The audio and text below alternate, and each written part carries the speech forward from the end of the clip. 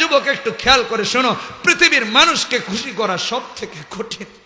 আল্লাহর কসম, মানুষকে খুশি করা সব থেকে কঠিন, কিন্তু আল্লাহকে খুশি করা সব থেকে সহজ। আল্লাহকে খুশি করা সব থেকে সহজ।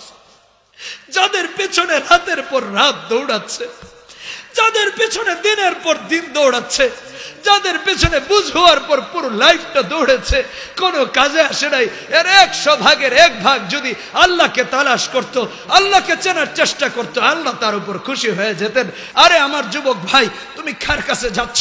আমি খুব আশ্চর্য হই, খুব আশ্চর্য হই, মনে খুব ব্যথা লাগে। কি সুন্দর সুন্দর যুবক, কত সুন্দর সোটাম দেহ তাদের, কত সুন্দর চেহারা তাদের, সুস্থ সবল, আহা কত স্মার্ট, কত কি তাদের অহংকার আর দম্ভ। আল্লাহর বিরুদ্ধে দেখলে পড়ে আশ্চর্য হই। আরে বোকা, নামাজ তো এমন ইবাদত। আরে বোকা, নামাজে সূরা ফাতিহা পড়া তো এমন ইবাদত। মুসলিমের হাদিস 904 নম্বর হাদিসে এসেছে, নবীজি বলেছেন, নামাজে দাঁড়িয়ে আল্লাহর যে বান্দা বান্দি, নট অনলি বান্দা, আল্লাহর বান্দিরাও যখন আলহামদুলিল্লাহ রাব্বিল আলামিন বলে, আল্লাহর রাসূল বলেন, আল্লাহ রাব্বুল আলামিন স্বয়ং জবাব দেন আলহামদুলিল্লাহ রাব্বিল আলামিন। বান্দা বান্দি পড়ে, আল্লাহ জবাব দেন হামিদানি আবদি। বান্দা বান্দি পড়ে আর রহমানির রহিম, আল্লাহ জবাব দেন আসনা আলাইহি আবদি। বান্দা বান্দি পড়ে আর রহমানির রহিম মালিকি ইয়াউমিদ্দিন, আল্লাহ সুবহানাহু ওয়া তাআলা জবাব দেন মাজ্জাদানি আবদি, মাজ্জাদানি আবদি।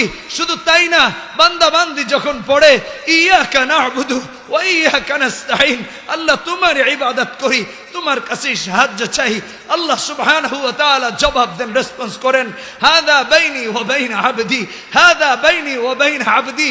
বান্দা আল্লাহর কাছে দোয়া করে, বান্দা আল্লাহর কাছে দোয়া করে। এই জন্য বলেছি হাকিকত বোঝেন নাই, এই জন্য বলেছি হাকিকত বোঝেন নাই।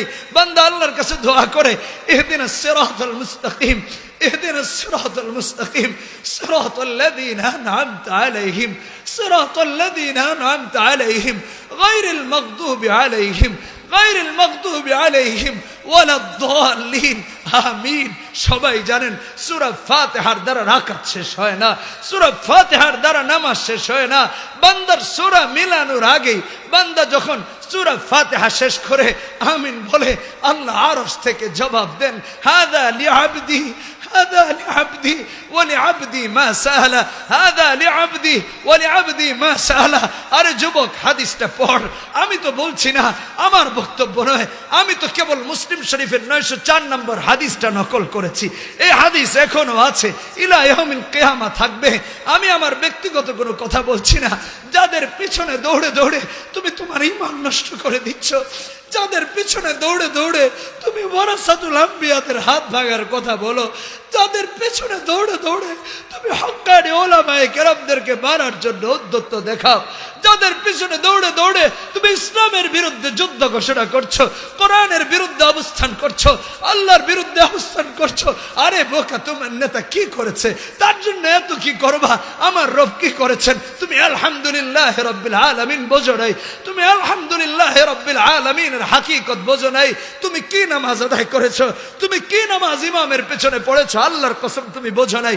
আমি আলহামদুলিল্লাহ রাব্বিল আলামিনের ছোট্ট একটু হাকিকত কোরআনের আলোকে বোঝাই। তাফসীরুল কোরআন বিল কোরআন, কোরআনে হাকিম, কোরআনে আজিম খুলে দেখো।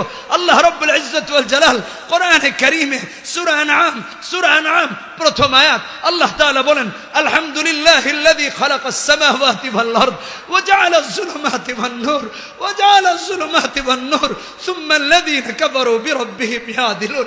আরে ও কৃতজ্ঞ, এই আকাশটা তোর নেতা বানায় নাই, নমরুদও বানায় নাই, ফেরাউনও বানায় নাই, আল্লাহ বানিয়েছেন। খালাকাস সামাওয়াতি ওয়াল আরদ, খালাকাস সামাওয়াতি ওয়াল আরদ, নবমণ্ডল ভূমণ্ডল আল্লাহ বানিয়েছেন। ওয়া জাআলাজ যুলুমাতি ওয়ান নূর, আলো আধার তিনি বানিয়েছেন, রাত দিন তিনি বানিয়েছেন, চাঁদ সূর্য তিনি বানিয়েছেন। আর তুই তার সাথেই গাদ্দারি করিস। আরে বোকা, মায়ের পেটে তোর রব তোকে 10 মাস 10 দিন খাইয়েছিলেন।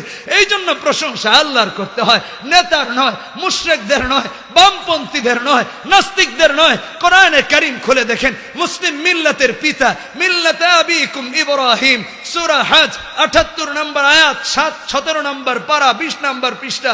মিল্লাতে আবিকুম ইব্রাহিম, সূরার নাম আরেকটি ইব্রাহিম, 39 নম্বর আয়াত। আমাদের মুসলিম মিল্লাতের পিতা শিখাইলেন কি, আর তুই করছিস কি? পিতা আমাদেরকে কি শিখাইছেন? কোরআনে কারীম সূরা ইব্রাহিম 39 নম্বর আয়াত খুলে দেখেন, আল্লাহ সুবহানাহু ওয়া তাআলা কুট করে দিয়েছেন। আমাদের পিতা বলেছেন, আলহামদুলিল্লাহ আলহামদুলিল্লাহিল্লাযী ওয়াহাবা লি আলাল কিবারি ইসমাঈল ওয়া ইসহাক ইন্না রাব্বী লাসামিউদ দুআ। আরে মায়ের পেটে তোমাকে তোমার নেতা দেয় নাই, পাঠায় নাই, খাওয়ায় নাই, 10 মাস 10 দিন রব খাইয়েছিলেন। আজকে আল্লাহর বিরুদ্ধে যুদ্ধ ঘোষণা করো। কিভাবে তুমি, কেমন তুমি মাখলুক হয়েছো তার, কেমন তুমি গোলাম হয়েছো তার, একটু কি চিন্তা করবে বোকা? আরে কোরআনে কারীম খুলে দেখো, আল্লাহ রাব্বুল ইজ্জত ওয়াল জালাল কেমন তোমাকে জন্ম আল্লাহ দেন নাই, কিন্তু আল্লাহ তাআলা তোমাকে পৃথিবীতে পাঠিয়েছেন। আল্লাহ কারো পিতা নন, তিনি কারো পুত্র নয়, তিনি কারো মা নন, তিনি কারো বাবা নন, তার কোনো সন্তান নাই, তিনিও কারো সন্তান নয়। কোরআনে হাকিম খুলে দেখেন, কোরআনে কারীম খুলে দেখেন, আল্লাহ রাব্বুল ইজ্জত ওয়াল জালাল কোরআনে কারীমে সূরা বনী ইসরাঈল 111 নম্বর আয়াত আল্লাহ তাআলা কত সুন্দর করে ধরায়া দিচ্ছেন। আল্লাহ তাআলা কত সুন্দর করে বলতেছেন, বান্দা কোরআনটা দেখ, কার পিছনে দৌড়াস? যেই নেতা সারা দিন চুরি ডাকাতির সাথে ব্যস্ত, মাদকের সাথে জড়িত, তার চরিত্র নাকি ফুলের মতো পবিত্র পবিত্র বলে ঘুরে। আরে বুকে কোরআনে কারীম দেখো, আল্লাহ রাব্বুল আলামিন বলতেছেন, আল্লাহ রাব্বুল আলামিন বলতেছেন, ওয়াকুলিল হামদুলিল্লাহ ওয়াকুলিল হামদুলিল্লাহ আল্লাযী লাম ইয়াত্তাখিয ওয়ালাদা আল্লাযী লাম ইয়াত্তাখিয ওয়ালাদা ওয়া লাম ইয়াকুল লাহু শারীকুন ফিল মুলক ولم يكن له شريك في الملك ولم يكن له ولي من الذل وكبره تكبيرا। আরে বোকা, কোন চেয়ারের পিছনে দৌড়ে দৌড়ে নিজের ঈমান নষ্ট করছিস? ওয়ালাম ইয়াকুল লাহু শারীকুন ফিল মুলক, আল্লাহর রাজত্বে কোনো অংশীদার নাই, আল্লাহর রাজত্বে কোনো অংশীদার নাই, তিনি কোন সন্তান নেননি, তার কোনো অভিভাবক নাই। আল্লাহ আমাদের অভিভাবক। আল্লাহু ওয়ালিয়ুল্লাযীনা আমানু ইখরিজুহুম মিনাজ যুলুমাতি ইলান নূর, 257 নম্বর আয়াত সূরা বাকারা 2 নম্বর পৃষ্ঠা 3 নম্বর পারা। আল্লাহ রাব্বুল আলামিন আমাদের অভিভাবক। কাকে অভিভাবক বানাচ্ছ? কার পিছনে দৌড়াচ্ছ? আরে কি দিয়ে রবের প্রশংসা বলে শেষ করা যাবে? কোরআনে কারীম খুলে দেখেন, কোরআনে কারীম খুলে দেখেন, আল্লাহ রাব্বুল আলামিন 17 নম্বর পারা 3 নম্বর পৃষ্ঠা সূরা কাহফের 109 নম্বর আয়াতে বলেন, কুল লাউ কানাল বাহর মিদাদান লিকালিমাতি রাব্বি লানাফিদাল বাহর ক্বাবলা আন তানফাদা কালিমাতু রাব্বি ওয়ালাউ জিনা বিমিসলিহি মাদাদা। সব গাছ, সব পানি, কালি আর কলম যদি হয়ে যায়, আল্লাহর প্রশংসা গাথামালা, প্রশংসা বাক্যমালা লিখে শেষ করা যাবে না। কার প্রশংসায় লিপ্ত আছো? আমার যুবক ভাইদেরকে বলছি, আমার বাবাদেরকে বলছি, আমরা কত বুকার সাগরে বাস করছি। আরে যুবক, একটু খেয়াল করে শোনো, পৃথিবীর মানুষকে খুশি করা সব থেকে কঠিন। আল্লাহর কসম, মানুষকে খুশি করা সব থেকে কঠিন, কিন্তু আল্লাহকে খুশি করা সব থেকে সহজ। আল্লাহকে খুশি করা সব থেকে সহজ।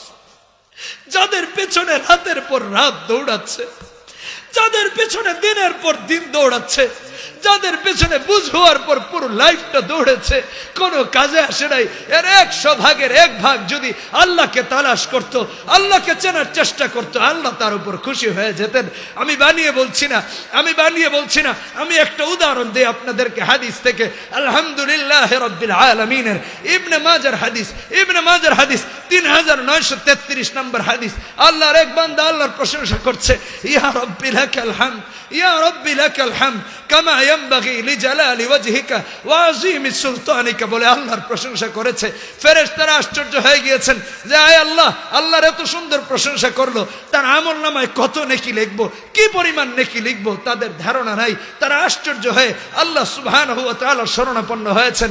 আল্লাহর কাছে গিয়ে হাজির হলেন, হে আল্লাহ, তোমার এক বান্দা তোমার প্রশংসা এত সুন্দর করে করেছে, তার আমলনামায় কত নেকি লিখবো, কে নেকি লিখবো আমাদের জানা নাই, তুমি বলো। আল্লাহ তো জানতেন, তিনি আলিমুন বিদাতিস সুদূর, তিনি আলিমুন খবীর, তিনি সামিউন আলিম, তিনি আলিমুল হাকিম, তিনি আল্লামুল গায়ুব, তিনি আল্লাহুল গায়ুব। তারপরেও প্রশ্ন করেছেন আমার বান্দা কি বলেছে? ফেরেশতারা বলে আল্লাহ তোমার বান্দা বলেছে ইয়া রাব্বি লাকাল হামদ, ইয়া রাব্বি লাকাল হামদ কামা ইয়ানবাগি লিজালালি ওয়াজহিকা ওয়া আযীমি সুলতানিকা, বলে তোমার প্রশংসা করেছে। আল্লাহ রাব্বুল ইজ্জত ওয়াল জালাল বলেন যাও তার আমল নামায় এইটাই লিখে রেখে দাও, এটাই লিখে রেখে দাও যে বাক্যটাই সে পড়েছে, আমি আল্লাহ আমার বান্দার উপরে এত খুশি হয়েছি, হাসরের মাঠে আমি নিজে তাকে এর যাজা দিব। আমি আমার যুবকদেরকে বলি, আমি আমার বাবাদের বলি, আমি আমার বন্ধুদের বলি, আরে যাদেরকে খুশি করার জন্য, যাদের একটু পরশ লাভ করার জন্য, যাদের একটু স্নেহ মায়া মমতা লাভ করার জন্য দৌড়াচ্ছ, আল্লাহর কাছে যদি তার 100 ভাগের 1 ভাগ ধার দিতে, আল্লাহর কাছে যদি 100 ভাগের 1 ভাগ ধরা দিতে, 100 ভাগের 1 ভাগ যদি আল্লাহর শরণাপন্ন হতে, আল্লাহর আরশ তোমার উপর খুশি হয়ে যেত।